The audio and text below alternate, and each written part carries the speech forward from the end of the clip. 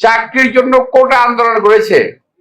কোটা আন্দোলন সফল হলে একটা চাকরি পাইতো, যাদের আশা ছিল তারা মন্ত্রী হয়ে গেছে। তোমাদের চেহারায় কিছু জৌলুস এসেছে, জৌলুস চকচকে হয়ে গেছে, আর আগের মতো নাই।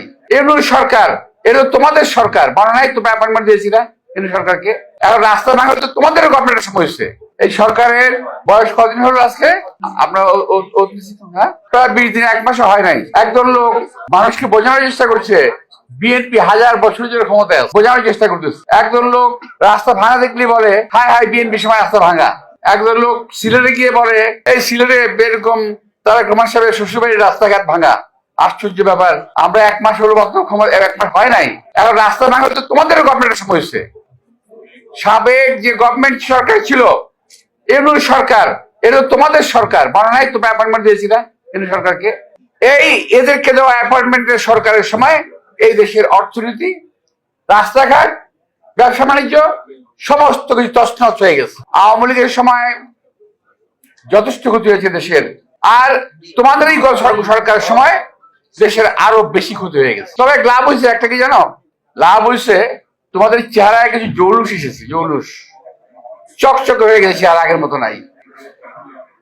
এক একজনের চেহারা চকচকে, গাড়ি, টাকা পয়সা, জৌলুস সব দিক থেকে এসে এটা একটা লাভ হয়েছে বাংলাদেশের। যে বাংলাদেশে যারা চাকরির জন্য কোটা আন্দোলন করেছে, কোটা আন্দোলন সফল হলে একটা চাকরি পাইতো, যাদের আশা ছিল তারা মন্ত্রী হয়ে গেছে, তারা নেতা হয়ে গেছে। আর নেতা হয়েই এখন সরকার পাল্টানোর জন্য ব্যস্ত হয়ে গেছে। আরে ভাই, বিএনপি তো ক্ষমতা আগেও ছিল, এখনো আছে, থাকবে। তোমরা টোকা দিলেই বিএনপি চলে যাবে এটা ভাইবো না। দেশের মানুষের বেশিরভাগ মানুষের ভোটে বিএনপি জয়লাভ করে আজকে সরকারে আছে। বিএনপিকে সময় দিতে হবে।